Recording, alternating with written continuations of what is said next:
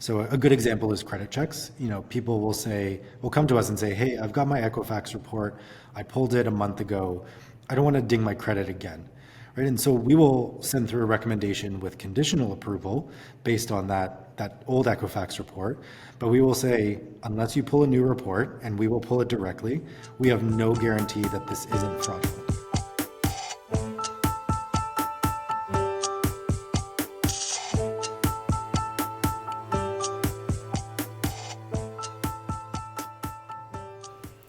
Well, we've all been talking about it in some form or another, and that's the housing crisis in Canada. We've been talking about tenants and landlords, high rental rates, non-payment of rent, evictions, and wouldn't it be nice if there was some kind of, I don't know, like an app or a program that would bring tenants and landlords together and kind of solve all these problems? Well, I might have the answer for you in a couple minutes. But first, you're watching the City DNA podcast, The People in Your Neighborhood. This is the podcast where we interview interesting people and businesses in our community, which is Guelph, Ontario, Canada. Today I have with me Hart Togman. He is the owner and founder of Rent Panda, and he's going to tell us a little bit about what's going on with his company. Hart, what is going on? Thank you for having me on again, and it's been some time since we last spoke, so lots of new developments. What is going on is a lot to unpack. First and foremost, we are in a tumultuous rental market, I would say. What you hear every day from the news is rents are going up and issues at the landlord and tenant board.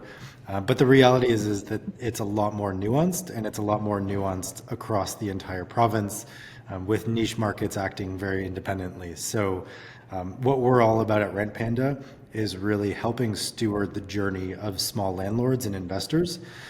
We're now across Ontario.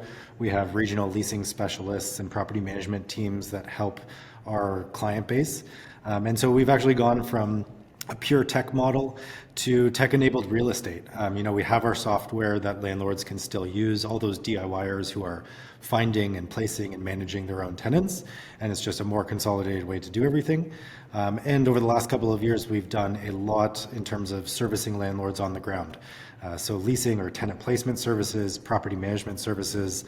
We do paralegal services in-house now too.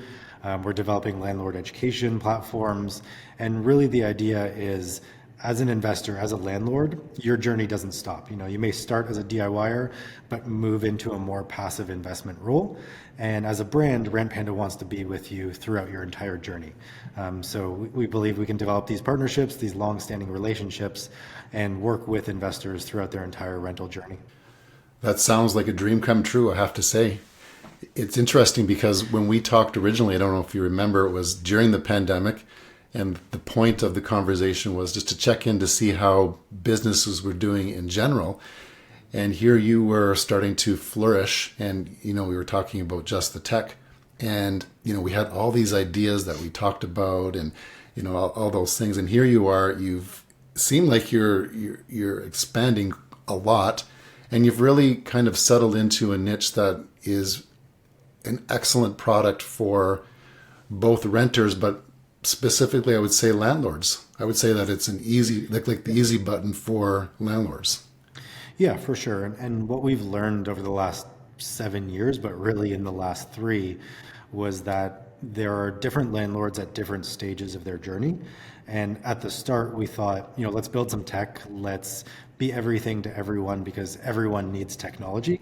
And we very quickly learned that we were wrong. And that there was landlords at each step of this journey. And really the hole in the market was a brand experience for those investors to carry through with them. Most people were entering into the market. They were doing a lot of research and a lot of education when it came to investing. But then when it came to actually renting, they were left to the Wild West. They would find their own technology or not use any at all. They would typically just rely on realtors who, are focusing on buying and selling homes, not leasing homes, or they would be left with property management companies and typically old school property management companies that were very regionalized, that were doing things the old school way, that may not be up to speed on the newest technologies that can keep landlords safe and maximize their returns. So for us, it was really about creating a brand that went above just leasing or just property management or just technology, and supporting landlords throughout that rental journey. And day in, day out, we kind of fight the stigma of, hey, you're a property manager, right? Or you're a property management company. And yes, we do property management, but we don't label ourselves as property management as a property management company, because lots of landlords don't want property managers. They just want help leasing, and some just need paralegal support, and some just want some education. So that's really what our journey has been about. It's the re-education of what a rental company can be. And my background is in branding and advertising, so it's really exciting to develop a brand that can stand for renting. You know, we are the rental experts, and whatever that means for you as a landlord, we probably have a product or service for it.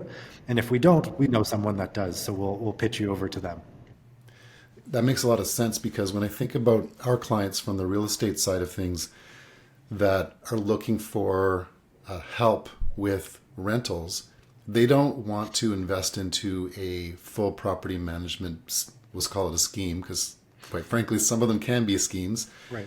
But it just seems overwhelming to them. Okay, there's a high cost, and when you know the cost of buying assets these days is so expensive, interest rates are high, there's really not a lot of room left over to pay somebody else. So they end up trying to do it all by themselves. And in many cases, they end up not liking the process because of the problems associated with it. And, you know, everyone talks about the bad apple rather than the good apples. And, you know, I think there's a lot more good apples than bad apples. But this becomes the cycle of the real estate investment world, right? Yeah. So, excuse me, you would have a sort of options, I guess, you know, help with the rent. Okay, you can post your listing on our site for free, I believe. Yep.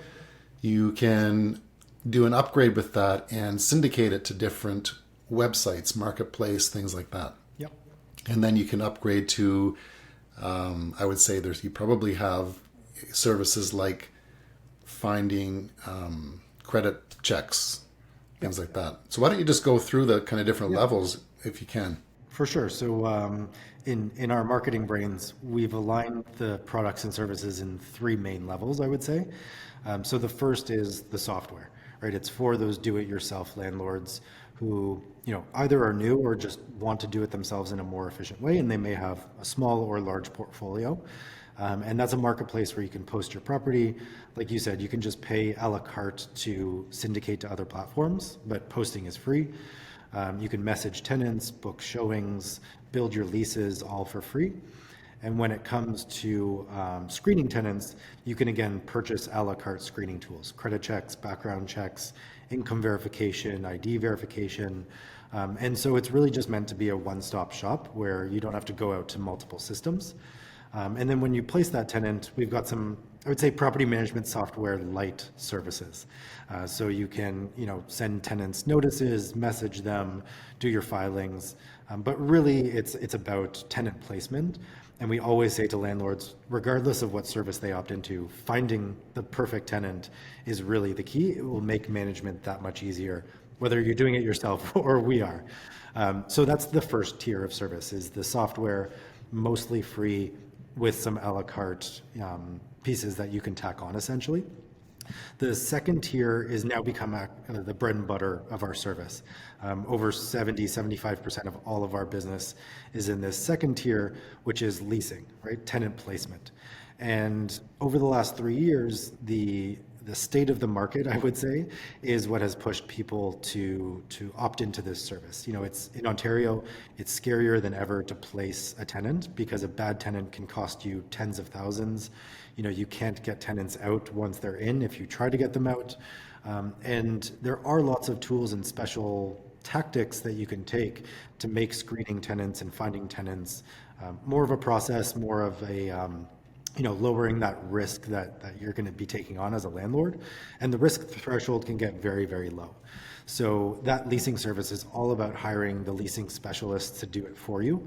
We would start the process with a walkthrough of the property. We give you an accurate rent assessment for what your property can actually rent for. We talk about tenant profiles. We take photos and videos of the unit. And then we market the property across multiple platforms. We're not just posting on Rent Panda, we're posting on Facebook Marketplace, on local Facebook groups, on Kijiji, rentals.ca, Zumper, PadMapper. We now can post out to the MLS as well. So it's really about showcasing the property to as many people as possible, and then pre-screening people so that we're not doing 200 showings, we're pre-qualifying tenants. Then one key feature for that leasing service is that our leasing specialists are actually going to be on the ground for every single showing.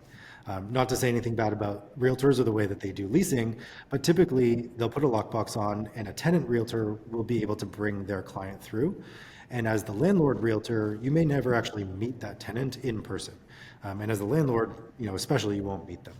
So what we do is we qualitatively analyze these applicants who are coming through to get a sense of how they are as humans, right? As people. Do they arrive on time to their showing? If they're running late, do they call you to let you know? Do they take off their shoes when they come in? Do they smell okay? Or, are they covered in pet dander, which may allude to them having pets, which isn't a bad thing, but it's transparency. How do they look when they come in? Are they presented well? Are they like coming for an interview versus just, coming in whatever sweats they had on when they left the house? So all of these qualitative metrics are incredibly important. And especially in this day and age when there's a lot of fraudulent documentation that we'll talk about in a second, analyzing someone qualitatively is really important. It especially sets the tone for you as an investor to place someone that you're comfortable with managing if you're managing it yourself. Because some people just have biases and they're more comfortable with certain people versus others. So you want to make sure that you meet someone, you see the whites of their eyes and you can analyze them qualitatively. So we do all of that. And then the quantitative checks. So we've actually partnered with Single Key now, and we've pulled some data to show the quantitative quality of tenants in this market. It's been getting a little bit worse over the last quarter or so. A lot more collections reported, a lot more bankruptcies, lower credit scores. But the most surprising thing is that the number of fraudulent documentation, or the number of fraudulent applications, I should say, has been going through the roof. We used to see like 1% to 2% of all applications being fraudulent in some way. That number is up to 6.5%, 7%. So if you think about that number climbing, we may be at 10% of all applications that you receive being fraudulent in very short order. So what we do is we pull all of our own checks and do all of our own screening directly. So credit checks and background checks are pulled directly. There's no reason to accept, a PDF or a screenshot of a credit report from an applicant. You can pull it yourself. It's 100% foolproof. People can't manipulate it. Do that. That's the baseline. You can then do income and expense verification, ID verification, checking Canly and Open Room, checking social media, doing Google searches, calling past landlords. You could have cousin Jimmy pretending to be the landlord, but we actually cross-reference through GeoWarehouse to make sure that the owner and is who they say they are. Same thing with employment references. It's very easy to fake those, but if you dig deeper and actually search out the company and verify that employment reference, and maybe even verify the pay stub amounts that are being deposited by doing an open bank check and seeing those deposits through the bank account, that's really, really important these days. So we do all of that as part of the leasing service. And then we put forward recommendations. The landlord can approve or deny them to their heart's content. We don't charge per round of recommendations or anything like that. It's just we're on board until the job is done. And then we build out all the lease documents, a bomb-proof lease appendix, and we actually have a paralegal on staff. So if we need to create custom clauses, we can do that. And then we finalize everything in a nice, neat package with digital signatures, guarantor forms, snow and lawn contracts if need be, tenants insurance, proof of utility transfer. All of that is done. And then we hand that over to the landlord to self-manage. And so that's the full leasing service. That's a very thorough process. It's our middle tier. It's where everyone usually lands. And it's kind of the gateway into understanding that there's professionalism that can come with finding tenants and doing this rental game that we are in. So that's the second tier. And then the third tier is full service property management. And so that's very similar to other property management companies out there. But to your point, property management is expensive at times. You're shaving off a percentage to give to a property manager. And when you're doing your evaluation of your, potential purchase, taking 2, 3, 4, up to 10% in some markets of your bottom line and giving that to a property manager is hard to digest. So what we've done is, we're not going for a race to zero essentially, but we thought a flat rate management fee makes more sense in this market because more expensive properties are not more expensive to manage. And it's actually usually the inverse. And when your rent goes up, your 2.5%, or if you're not rent controlled, whatever you want, our job doesn't get harder. Our job doesn't fundamentally change. So we felt that flat rate pricing was the ethical and modest way of doing property management. And then very transparently, we say to everyone in all of our clientele, we don't have property managers in every city in an office twiddling their thumbs ready to pop out to a property. What we do is we utilize a centralized team. We triage to verified trades within the region. So we've got a big Rolodex. But in that way, you're not paying for a property manager to just sit in an office waiting for phone calls. And also in that way, the property managers that we do have sitting in an office are highly trained. We're available 24/7, 365, and we're able to build very strong partnerships with trades in the city to go out to the property when we need. And we also have our leasing team in the city if we ever just need, eyeballs on the ground. And so our packages are completely adaptable based on landlord needs. Some people don't want any inspections. Some people want monthly inspections or quarterly inspections. And so anything, whether it's an inspection or a plumbing fix or a handyman visit, we price out. We send you a quote as the landlord, you approve that quote, and then we dispatch the trade or our internal team. So we're very, very open and transparent about how we price our system. It's flat rate management for the monthly fee. And then anything a la carte, we just quote out to you and you approve as needed. That sounds amazing. I'm putting myself in the shoes of a landlord, and I don't see any reason why I wouldn't want to work with you. It just seems easy, right? Yeah. And I think it's about choosing your tier. I mean, I'll say as a landlord myself, we are micromanagers by design, right? Everyone is very detail oriented in micromanaging. And it's just about where you fall in that spectrum. Do you want to do it all yourself? Do you want to relinquish control over tenant placement, but still be on the approval end? Or are you ready for that fully passive approach? But you're still approving everything that happens at the property. You're getting your monthly reports. So it's a little bit more of a property management service for the micromanager, whereas some people just say, manage it. I don't want to hear about it. Send me my annual report. And we found that small landlords gravitate towards the micromanaging end of the spectrum. Yeah, 100% sounds way more professional than a lot of property management companies as is. And there are some good ones, but I would say from a realtor perspective, I've met more bad ones than good ones. Mm-hmm. And that really reflects on us as realtors is who we refer to take over that, right? And I've had some clients that, choose not to deal with me anymore because of that bad recommendation. Right. And it wasn't anything that I did. They were good. They just turned bad for some reason. Yeah. And what you say answers all the problems that I face as a realtor and as a landlord as well. Mm-hmm. And, it's not easy to find good tenants. We do that as a realtor, as you alluded to before, but it's not something that is common. And it kind of is becoming more common that you'll see them on realtor.ca.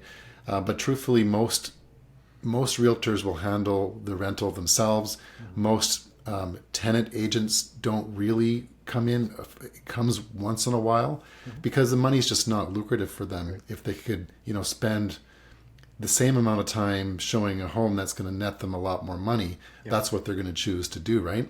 Yeah. So, even as a renting specialist, or if you want to say that, a realtor wouldn't be making more money. Right. So is their attention really on you? And it sounds like what you said, your attention is on that owner. Yep. You are face to face with the tenants. The stuff that you go through to find the right tenant sounds incredible. So I'll tell you this story. We have an agent on our team. He prefers rentals, actually. He's a landlord himself. That's what he's done.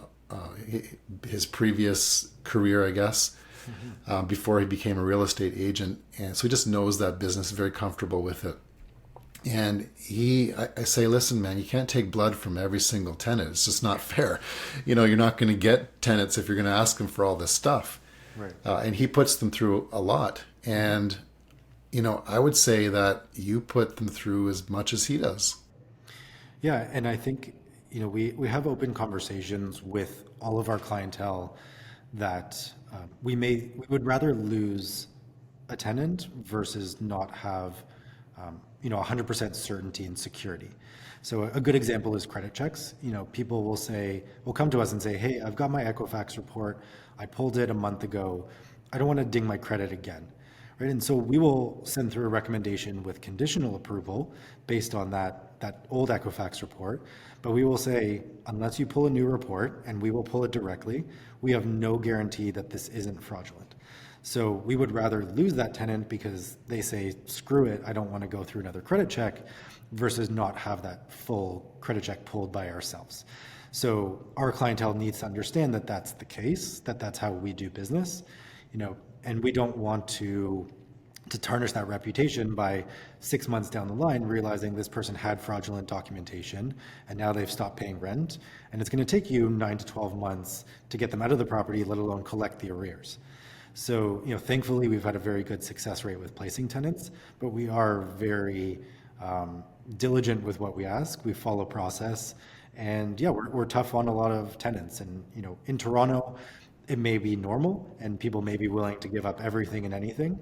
But we operate in a lot of small towns where that's not as common, right? We do a lot of business in Welland and St. Catharines and Hamilton and Thunder Bay and Sudbury, let alone, Guelph, Kitchener, Waterloo is a hot market in comparison. So we want to make sure that our clientele understands that we will lower the risk threshold to the absolute minimum, but we may lose some clients or some tenants along the way. And it's just, it's about the brand experience. It's about the security of our clientele. And it's really the only way to do it that we see as the safe way to landlord. It's just what we've learned in the last 8 years. Yeah, and there's such a need. Like when we talk about fraudulent documentation, that is crazy. We even see it in purchases, and we can spot it, and mortgage brokers are pretty good at spotting that stuff too. Yeah. But holy smokes, like I want to know who these people are it's their job, I guess, to create fraudulent documents or something. Yeah. And they're pretty real looking, but. Oh yeah. I mean, now in this market, in the last year, there's been companies that have sprung up to create this fraudulent package for renters, to the point of creating fake company websites and LinkedIn accounts for the company that's listed, along with fake pay stubs, which is easy. There's actually backup proof to these fake companies now. So it's becoming more and more difficult. But, when someone provides a fake pay stub with a fake company, it's really easy to see that it's fake if you pull and not just ask for bank statements, but pull their direct banking information, which we can do through an open bank check. And you see that in the last 12 months, they don't have a deposit, that aligns with this pay stub. So no matter how fraudulent or how tricky people get, when you go direct to the source, you can't get around that. And that's just where, we actually work with a lot of brokerages and a lot of agents. I'm actually in one of our partner brokerages offices right now. That's where we want to come in and help at the beginning, right? We want to train realtors who want to do it themselves on how to spot these things. We want to make them understand the work that it goes into, both on the tenant and landlord side, screening people appropriately. And in doing so, it's a little bit of a sales pitch for us, because most realtors go, holy crap, that's a lot of work to do. Can you just do it for me? I'd rather have the good experience for my client versus, the $500, $1,000, $1,500, whatever it is. And it's becoming more and more acute. As rents go up and as inventory dwindles, tenants will work harder to make sure that they can get their foot in the door. So I'd say the onus is on us now to work harder to make sure that our clientele is safe. Well, that's just it too, is people don't realize that working with tenants is literally the wild, wild west. Yep. There is no rules or structure to deal with these kind of things. Where when you're buying and selling a house with a realtor, we have a code of ethics that we have to follow. And, we still have fraudulent things happen because human beings tend to, want to go to the gray area of things. And, when you have money involved, people want to make more money. So they find ways of, circumventing the system. But there is disciplinary actions that goes with that, right? You can lose your license. Rentals, there's nothing. There's really no governing body that can slap you on the wrist. There's, the police aren't going to get involved with this kind of stuff. So you need somebody that is going to do the heavy lifting so that you don't get stuck with one of those tenants and be on the news, having not had rent being paid for the last 6 months and being stuck, not being able to get to the LTB for your case, right? And I think, the same is true on the flip side. We deal with a lot of first-time landlords or seasoned landlords who had been doing it kind of the old school way for a very long time successfully before some legislation started to come, to fruition, right? And so a lot of what we do also when we onboard landlord clientele is educate them through the process of what is and isn't allowable, what is and isn't enforceable at the LTB. We've seen countless lease appendices with completely illegal or unenforceable clauses in them. And also, setting our clients up for success to say, if we spend all of this time and effort and money finding a good tenant, maintaining that good tenant and maintaining that relationship through management of the property is really important, because it's not a set it and forget it type of business. The best landlords will continue to invest in the relationship with their tenants. It will yield positive ROI. Their property will be in better shape. It will maintain its value. Finding the next tenant will be easier and faster at higher market rents. And so going through this education process is part of what we do, not even just formally on the education side, but for any of our clientele at any of those kind of service offerings. We want to have open conversations about best practices and how to guide people to be successful landlords. Because ultimately, we want to do it, but selfishly, good landlords become good investors, and good investors grow their portfolio, and then they come back to us to do more work with them. So I think that there's a win-win across the board if we all just realize that, the industry is very underdeveloped still, right? That from an education, from a service, from a product perspective, Canada is still in its infancy when it comes to rentals. So there's a lot of improvement that we can all do together if we're just willing to invest in it. Yeah. I mean, there's so many things to talk about when it comes to rentals, right?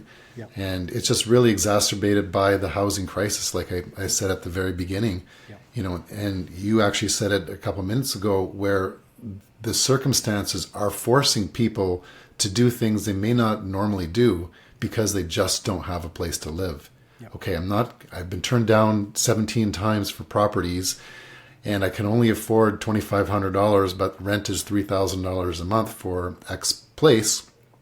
I'm going to do something so that I can get that property, and then I'll worry about it after that, right? And it's something needs to be done, and it sounds like you guys are doing taking a big chunk of that worry away for a landlord. Yeah, and I think, there's two sides of the coin, right? It's one side is tenants need to protect themselves and landlords need to protect themselves. And I think that there's a win-win where, there may be a perfect place for everyone out there. Housing affordability is a whole nother topic for hours and hours of discussion, but there is a massive opportunity when it comes to the world of investment to fill the middle market, essentially. Because most people get into properties, they renovate for, their refi. And they're not necessarily renovating for the tenants in the market that are out there to afford their property. And, we see a lot of quartz countertops and stainless steel everything and, perfect, new laundry machines and the top end rental. And the reality is yes, top end rentals do attract top end tenants, but there is not an endless supply of absolutely top end tenants. And B plus tenants in B markets may be very lucrative investments. And so you need to kind of align the inventory that you're producing as an investor to the tenant population that's there, and then align your screening practice. So, we see people, and with Single Key we did this, the average credit score out there right now over 2023 was, I think, around 660, 670. Most landlords don't want to consider that kind of credit score. But when you look at that as the average, those are the tenants who need housing. And then those tenants end up coming to these places that are out of their price range and try and fit in more people, right? They may be looking at non-traditional family units, get a friend involved, get their parents to come live with them. But then from a landlord perspective, you don't want too many people in your house. And so the wants and the needs are not matching up. And I think there's in 2024, 2025, we don't know exactly when, but there's going to be a point when the market needs to balance out, because the top end of the tenant market is housed, right? There's enough inventory to go around for them. It's really this middle market that's missing out on all of the opportunities, because it's not sexy to go and renovate a house and do a duplex and put laminate countertops and no dishwasher and shared coin laundry. But those are the types of units that we see in very high demand. So maybe that's my little tip and trick, but as a personal investor, that's what I want to invest in, is the areas that are in need from a housing perspective. And I mean, you were talking about doing the same years ago in terms of creating affordable housing for those who need to. So I think we're probably on the same page on that front. Absolutely. And there's a huge demand. Yeah, on the radical housing side of things, we've been able to find a system that works. Still, like we're still finding exactly how to make it work. Yeah. But we've had some really good stories come out of that. The one we're working on right now is so from the homeowner perspective, there are a lot of people out there that with increased mortgage rates, they can't afford their home anymore. Yeah. So what's their option? Sell and then go rent and pay $3,000 a month for rent. So even if they had $400,000 of equity, that's going to be burned in 10 years. Mm-hmm. You know what I mean? And these people can't refinance. In this case, it's a single mother, one income. So what are you going to get with a single income these days, unless it's $300,000-$400,000, right? Yeah. So she's making a single mother income, but she has $400,000 of equity in her home. So what we did is we stepped in there. We did her basement apartment. Instead of funding it ourselves like we can do, we found a partner who happens to be a realtor colleague of mine, who was able to use her RRSPs to fund that through a self-directed RSP mortgage, in the second mortgage. And so it's just bringing the community together to find solutions. And now what she's doing is she's getting an income from that basement apartment, but she's also providing a place for somebody to live. Yeah. And again, we're not doing stainless steel and granite countertops, although I think I'd like to do it in this one. It's because it's a really nice space. She really has a really good layout in this particular basement. Mm-hmm. But, it's a win-win for everybody, right? And if more people do this, then the housing crisis will slowly be reduced. And the other thing to that is to have good tenants in that whole process. And one of the things that we found when we were contemplating, putting our hat in the race, so to speak, to help affordable housing, we did interviews of people around the community. And one of the biggest things was we don't want those people as tenants. There are too many issues with tenants. We've heard all these stories. They destroy the place. And you know the drill, right? Yeah. So if you can have a property manager come in and look after it in a seamless, responsible way, with checks and balances along the way, yeah. I think that's a win-win. And, we looked at single key before as well. We work at a much slower pace than you. I sell real estate as my main job, and my partner owns a restaurant, so you can tell we don't, and he has 5 kids, so there's not a lot of time to really go full tilt on this. Yeah. But we could, as a company, use your service quite easily, and sure. Provide, everybody that assurance that the tenants are going to be great.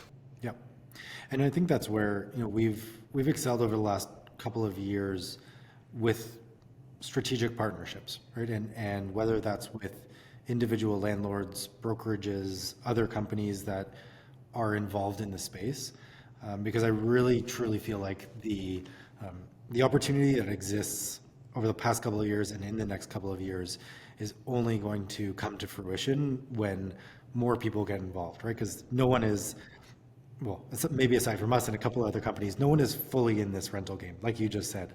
But if there are, 20% of everyone's mind playing into the same sphere and helping push the industry forward, we'll get to a place with kind of the allied powers in a much quicker way, and start to kind of move the needle. And I think to your point beforehand about no regulatory body for rentals, right? You've got ORIA hanging over your head from a buy and sell perspective, but why is there no true governing body when it comes to applications for rental properties or proper screening?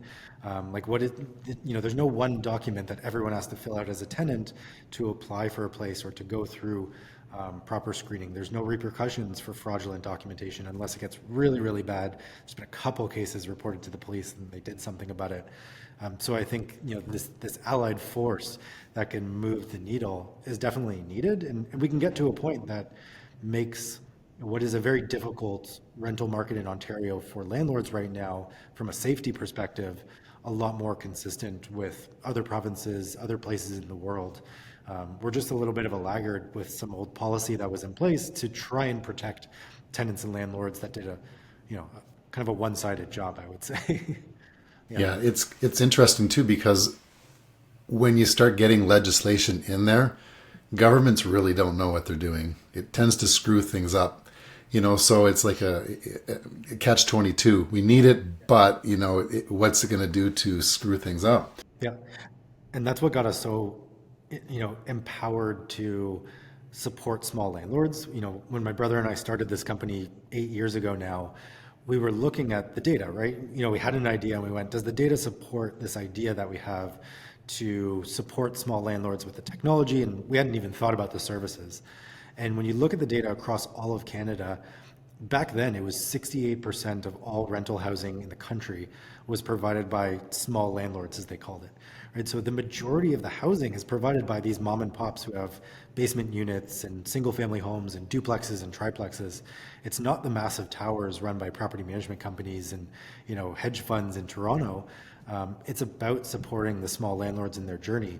And these small landlords we see day in, day out just making the same mistakes because there's no institutional knowledge or traditional knowledge about landlording that's passed down. So I think there's it's ripe for change, and there's a ton of opportunity in the market right now. Yeah, absolutely. And we, you mentioned, it takes a village, right? Mentality.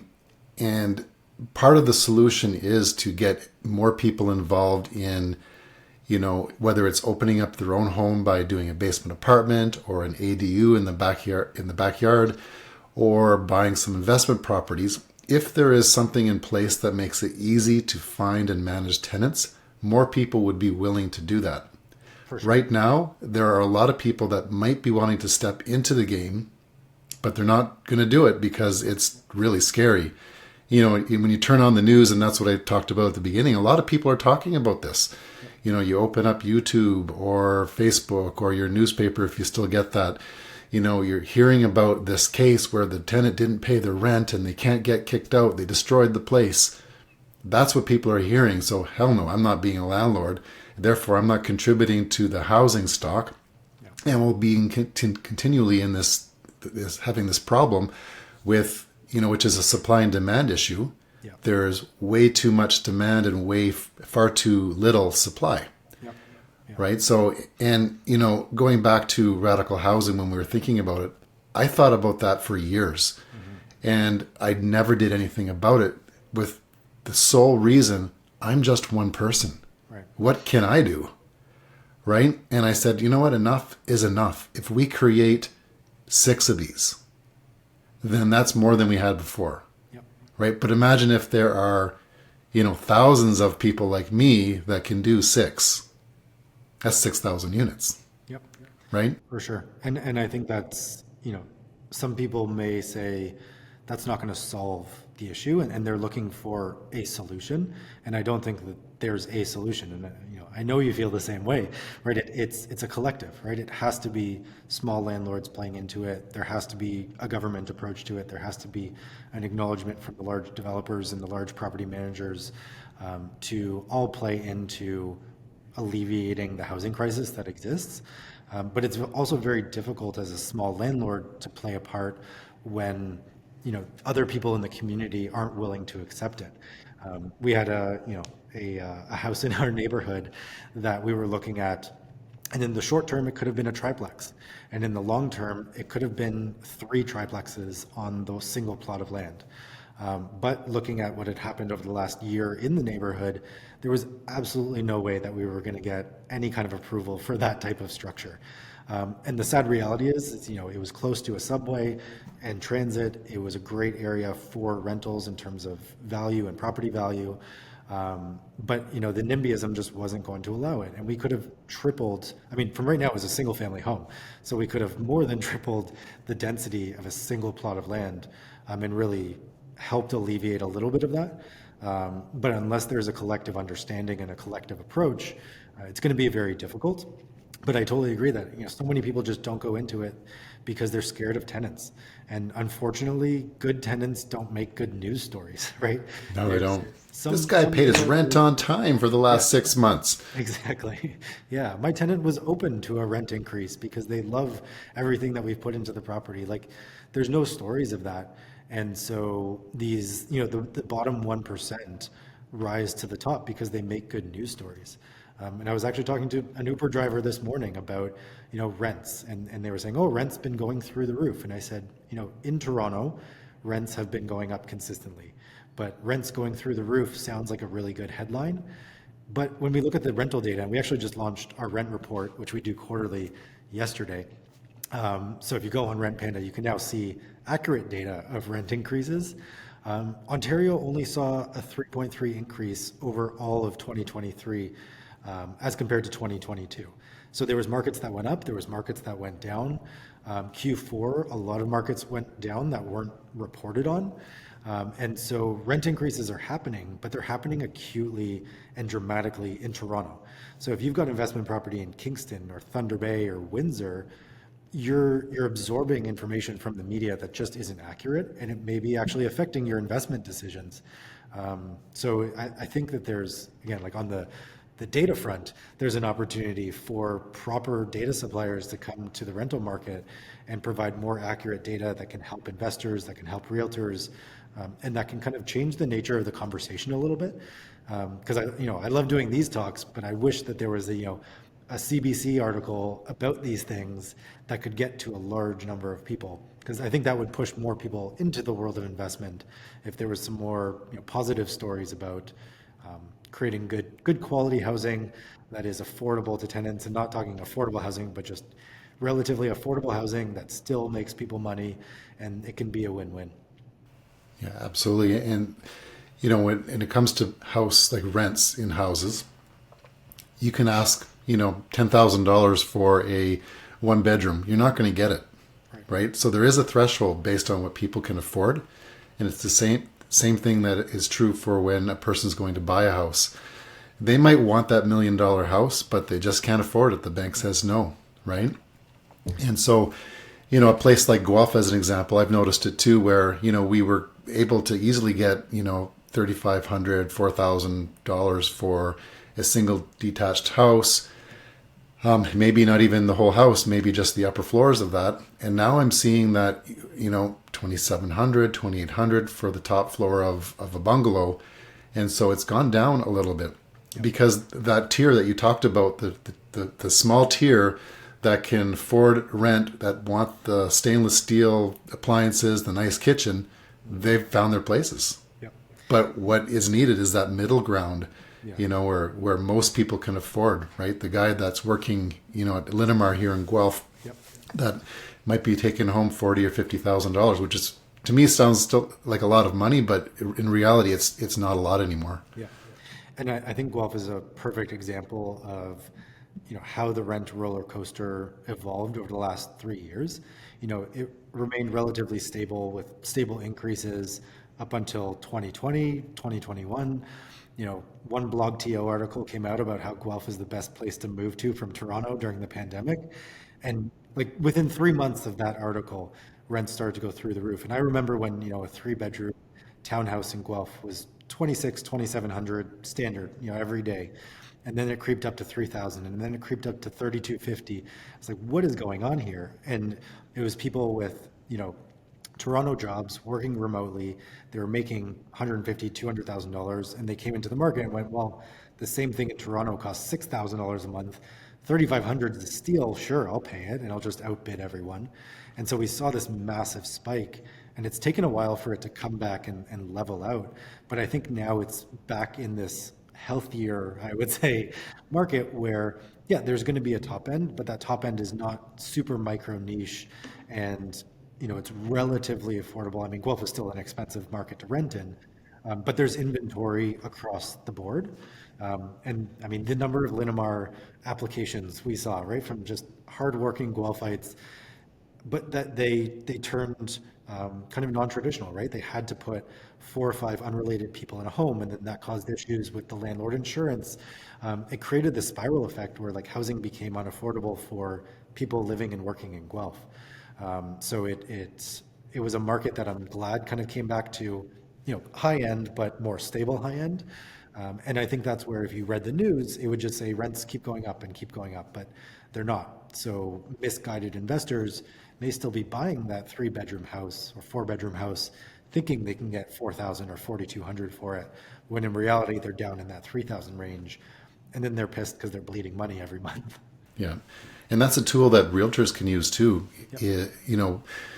It is harder to get data to know what the true rents are, and a lot of realtors might be tempted to say, oh, well, you can get $3,600 for this bungalow, yep, right? And that may have been true at some point, but it's actually not true. So you're not doing the best, you're not giving your client the best information. So if you have access to real numbers, yep, you're advising your client in the way that you should be advising them with true factual numbers. Yep. It's interesting that student rental market, though, is something that's completely different. Yeah. And people don't understand the difference with that. Here in Guelph now, people are paying $1,000 a room, which is insane. And I do think that's going to change a bit, though, because I think I heard that there was an announcement that foreign students, they're going to cap the number of foreign students. And Conestoga is also in Guelph. They were building another campus downtown, which was to add 5,000 new students. So where are those students going to go? I'm wondering if that has changed at all, in terms of being this new, I'll call it legislation that caps it. I don't know, but hopefully it comes down a little bit. I feel so bad for these students. Yeah. We don't charge that for ours. But at some points when I look at my mortgage statement, I wish I did. Yeah, I think so. It's definitely a very new set of rules or regulations that are starting to come down. I'll say from a pricing perspective, to that allied powers working together, we actually worked with a company called Door Insight. They're our official data provider now. And because we couldn't do it ourselves, right? We didn't have the resources to aggregate all this data, but now through them and anyone that works with us, and you can go to Door Insight, you can put in an actual property and it can give you a real-time rent assessment. So those student rentals that are going for $1,000 a room are very evident when you see the reports that are being generated. And we've rented them out, day in, day out, from $850 to $1,100 even a room. But I would say that, Guelph is definitely an acute problem when it comes to student rentals. But across the board, the cap on the number of students that are being put on by the government is possibly a good thing. It was reactionary because a lot of these students were being unhoused. We heard students who were, not room sharing, but bed sharing. We had people in motels. We had people who were, homeless. Like Toronto had a homeless issue of students, around Ryerson. But the cap will help, but at the same time, there's opportunity because the universities have now been mandated to provide housing to students. So I think that there's going to be more of an initiative to find proper housing for these students, whether it's on campus with registered or designated off-campus housing providers. And I personally also think that small landlords have a piece of this puzzle that they can have an opportunity in. And, I'm personally invested in student rentals, and I think it's a massive opportunity, not just for the $1,000 a room that you just quoted, but really to build purpose-built student rentals, whether they are on the large scale like dorms, or on the smaller scale with boarding houses, or on the very small scale of just traditional units. I think catering to the student market is something that investors can yield positive ROI from, but also really help with an acute problem right now. So I think we're almost too early to see what's going to happen, because I think things are really only going to take effect moving into like summer and September, right? Because right now, everyone's got their rentals, right? Students, especially in Guelph, students look for their rentals in like October, November for their next year. Most other cities, it's December and January. So students have their housing locked up now. New students coming to the country over the summer looking to enroll for their September cohort, that's going to be where things are problematic because there's just not housing available.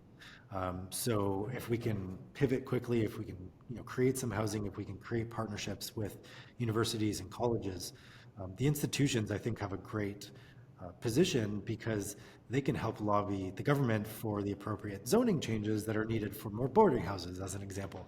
So I think we're kind of at the very, very start of whatever is going to happen.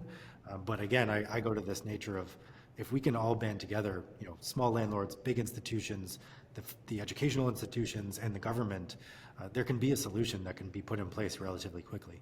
Yeah, we all have a role to play in that, 100%. For sure. Going back to students and Gabriel, the guy that works with me that I mentioned earlier, he was renting out a student rental for one of his clients, and he arranged it so that they would all show up on a Saturday afternoon between 2 and 4. Yep. So he had, I think, 40 groups of students lined up outside. Yep. And so I popped over to help him out with that, and he'd take a group, I'd take a group. But one of the things that we had fun with, just to sort out, because how are you supposed to choose a group when there's, so many of them? So what we had them do is a couple of different things that, we had a process that they had to follow. So if they followed the process, that's definitely a check, certain documents to fill out and things like that. But to have some fun with us and for them, what we did is we made this room upstairs. It was the bathroom on the top floor where we purposely made some things wrong and asked them to point out what the problems with this room are and put that in their application. And so it was, it's interesting. Out of those 40 groups, there was 5 that responded fully. Right. And so talk about a way of weeding people out by making them do these certain things.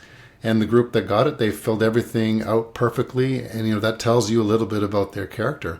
Yep. So it goes to, it kind of reminds me of what you guys do, except I'm certain you do more than us. And maybe you don't do that little, find what's wrong trick. But at the end of the day, it really matters to find the right tenant.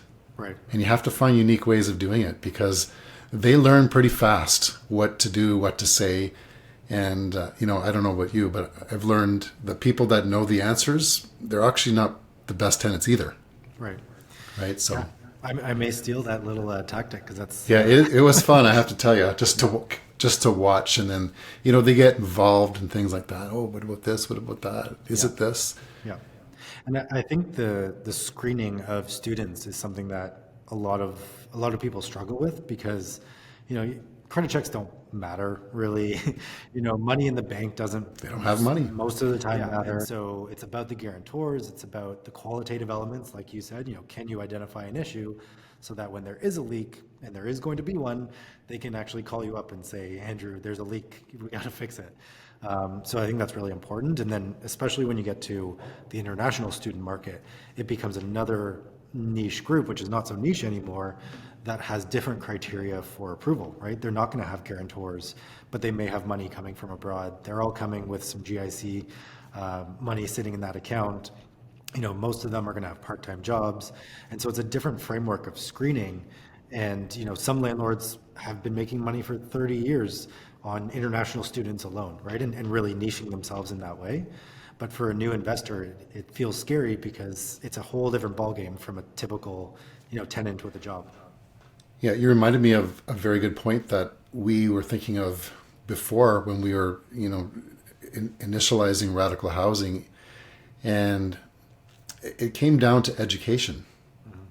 Not in the education that there are students, and it's the education of a tenant. Yeah. Whether you are a Canadian, an international student, a brand new tenant, or one that's been renting your whole life, when you educate them about the process, what makes a good tenant. Yeah. Some people, believe it or not, they just don't know. They don't know that turning on music at midnight full blast is going to bother the neighbors, the tenants upstairs. Yeah. It's just the way that they were brought up.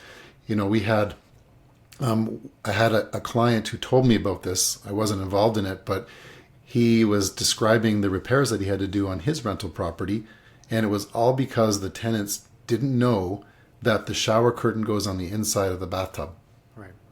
Right. So they were showering and the water was pouring out all over the bathtub floor. Yep. And they couldn't figure it out. Yep. Or we had one where a client of ours called us up and asked us for, some help because the sink was clogged. Yep. Well, why was it clogged? Because the tenants didn't know where to put the grease. They put it down the sink. Yep. Right. So just educational stuff. And the County of Wellington, before COVID, had started a project to educate tenants. I don't know what happened with it. I haven't followed up with it. Maybe you know, but I thought it was a brilliant thing to do. Yeah, as long as it's free. Yeah, we had some meetings with the county about the education. I'm not sure if the program died completely or if it just had such low enrollment that it didn't really go anywhere. But those were in our naive early days where we said, hey, we can educate everyone and let's partner with all the municipalities. But I completely agree. And especially, I'm personally invested in international student housing. And the shower comment resonates with me because we so actively look to educate new students to the country about how to use a bathroom, right? And a lot of, especially Southeast Asian and Indian students coming over, they're used to wet rooms, right? And so you can get a bathroom floor completely wet because there's a central drain and it all flows in, right? The shower is in the same space as the toilet. And so they're not being malicious in any way. They're not being negligent. It's just cultural differences in construction. So we've actually looked to build some units that have wet rooms, knowing that they are going to be specifically for international student housing.